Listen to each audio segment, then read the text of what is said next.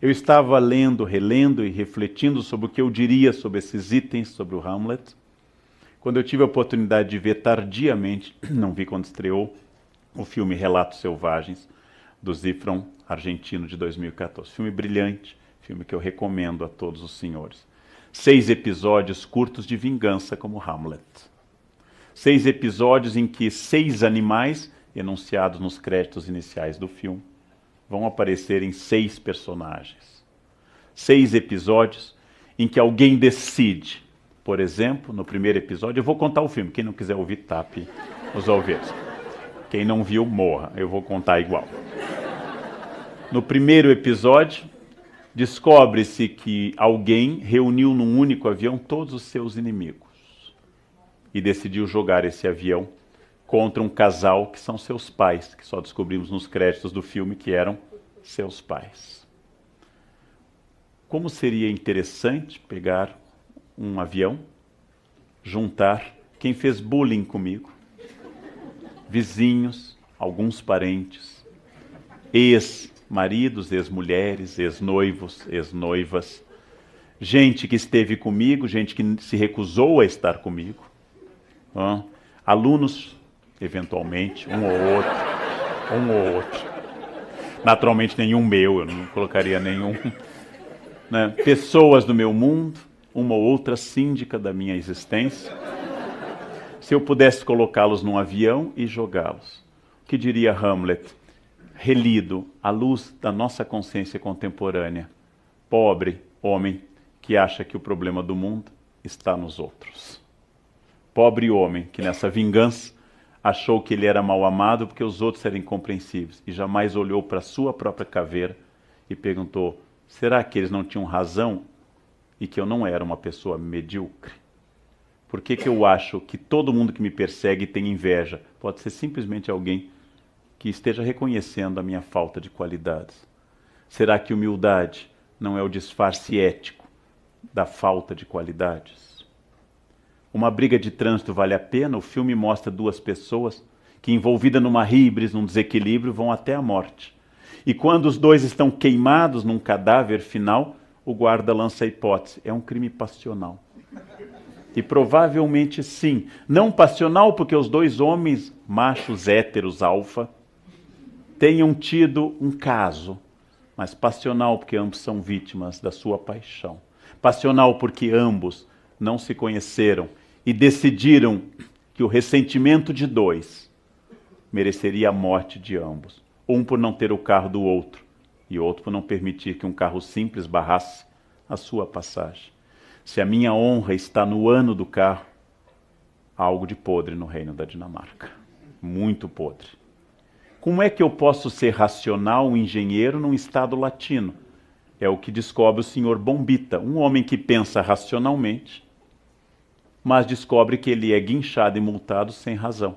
E ele decide que o Estado deve ser racional. E ele morre nessa tentativa, não morre no sentido físico, mas ele decide se vingar do Estado. Curiosamente, ele é amado apenas quando faz essa vingança. O que fazer se o meu pior inimigo vier jantar no meu restaurante? Colocar veneno de rato na comida, obviamente. E matar o filho dele também, o mal é hereditário. Tem que ser punido igualmente. Como é que eu livro um filho que se meteu numa grande enrascada ao atropelar uma grávida? Pagando a todos os envolvidos. E tratando daquilo que Marx previa no 19, transformar todas as relações em mercadoria, já que todos são corruptos. O filho, a mãe, o pai, o advogado corrupto, um pleonasmo, e todo o resto envolvido. E o episódio mais longo e mais instigante, a noiva que está feliz casando no seu melhor dia da vida e descobre, coisa terrível, o filme é na Argentina, obviamente, não é no Brasil, que seu noivo a traiu e convidou a mulher com quem ele atraiu para o casamento. Horrível isso, né? É ficção, isso é ficção cinematográfica. Muito curiosamente, a noiva decide se vingar, basicamente, giving. Não? Basicamente, ela decide se vingar saindo com o cozinheiro. Depois passa a agredir a concorrente ao jogá-la num espelho e quebrar sobre ela. E por fim, os dois se enfrentam quase a ponto da morte e finalmente descobrem, um no outro, que naquela violência do traidor e da assassina, agora adúltera, um respeita o outro e enfim eles descobrem o amor. Estranhíssimo, absolutamente natural. Até então eles tinham descoberto o noivado, e a data do casamento, e o vestido, e o pastrame quente citado no filme. Eles tinham descoberto a música do casamento, eles só não tinham olhado um para o outro. E ao se olharem em meio à situação de destruição da humanidade, ao se olharem no fundo do poço da agressão, os dois acabam constatando que se amam, porque um animal olhou para o outro e se reconheceu como parte da manada.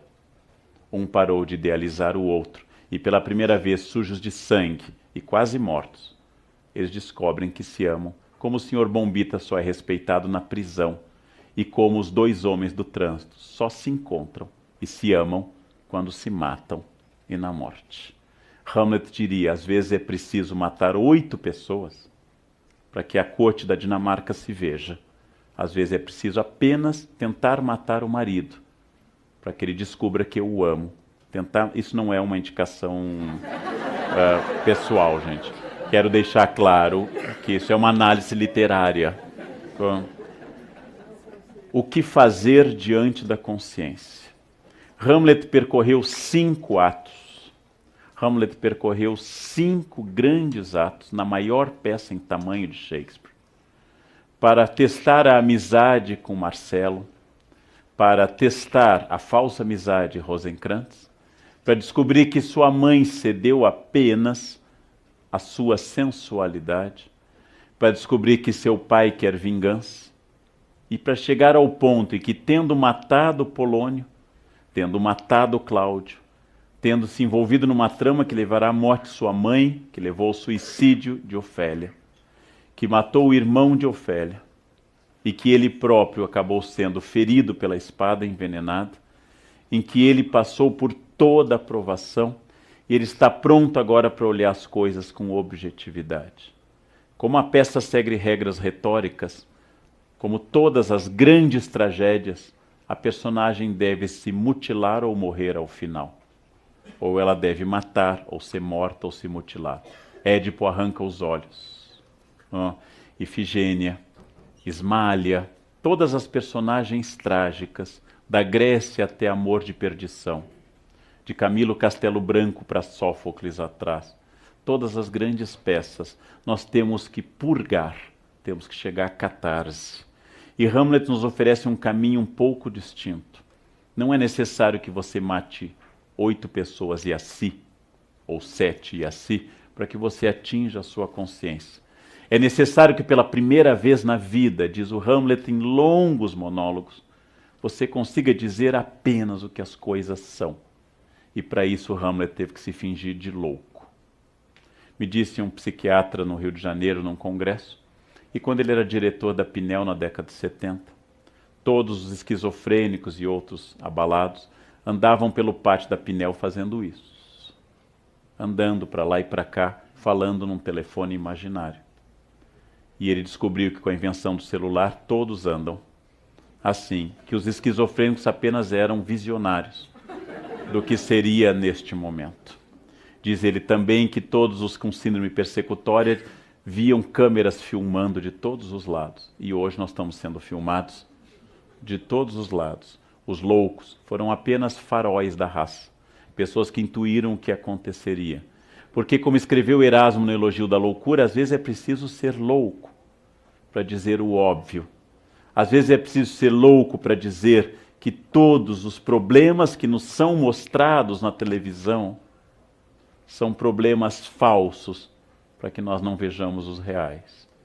Que todas as fotos que são exibidas nas revistas são enganos de consciência, para que eu não veja o que eu não quero ver, o rosto da Medusa. Que todas as festas são um barulho alto para impedir que eu expresse a melancolia densa e profunda da minha existência.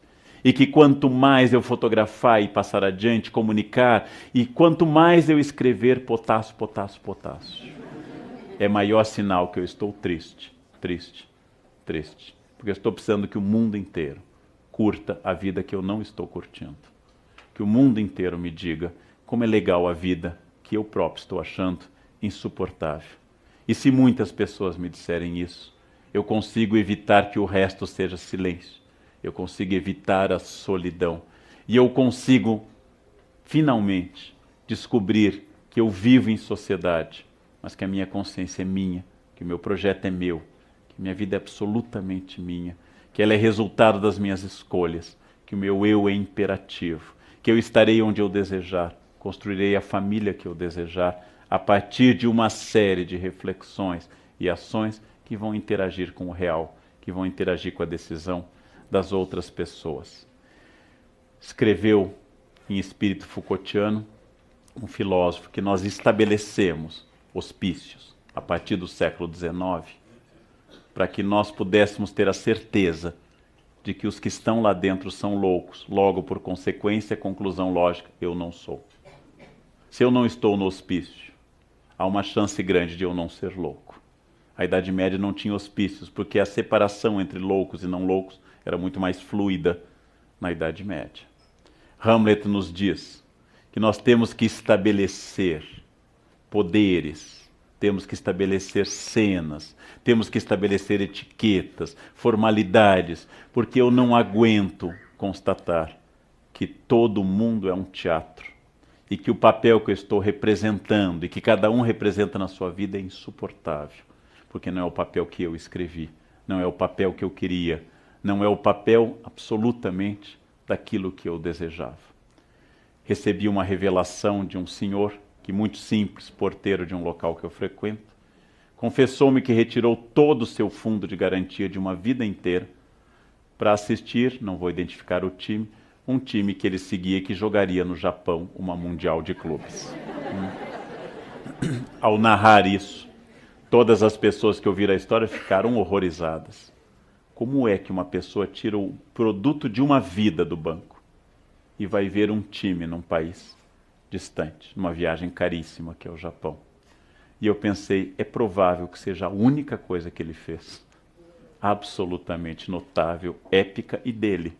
E todas as outras, guardar dinheiro, comprar casa, financiar, entrar num programa habitacional e trabalhar todos os dias, sejam o palco no qual ele foi ensinado pela família, por Deus, pela religião, a funcionar.